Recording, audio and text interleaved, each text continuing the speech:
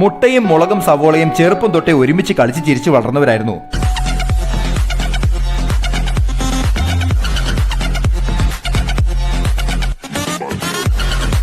പക്ഷെ ജീവിത സാഹചര്യം കൊണ്ട് സവോള നാട്ടിലെ അറിയപ്പെടുന്ന ഒരു ഗുണ്ടയായി മാറി.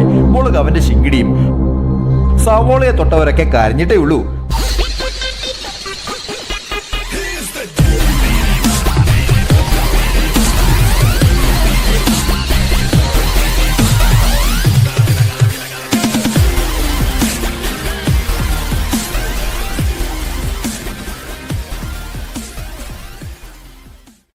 മുട്ട പക്ഷേ പരിപാവനമായ സന്യാസ ജീവിതത്തിൽ മുഴുകി കഴിഞ്ഞു.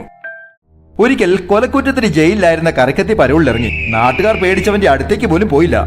അതേടാ ഹീലേരി തന്നെ, ഞാൻ തിരിച്ചു വരില്ലാന്ന് വിചാരിച്ചു. എല്ലാത്തിനും കുത്തും ഞാൻ. 4 മാസമായിട്ട് കത്തിക്ക് റെസ്റ്റാണ്.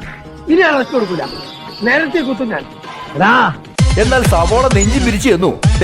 ഈ നാട്ടിലെ ഒരേ ഒരു ഗുണ്ടയാണ് ഞാൻ, കുറച്ചൊക്കെ ബഹുമാനമാകാം. കരക്കത്തി ദേഷ്യം കൊണ്ട് വിറച്ചു.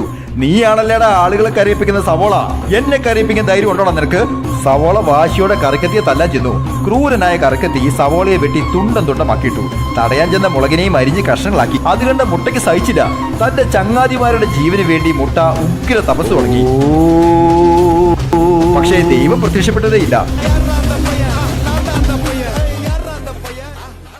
ഓം മന്ത്രോച്ചാരണം തുടരാൻ തന്നെ മുട്ട തീരുമാനിച്ചു.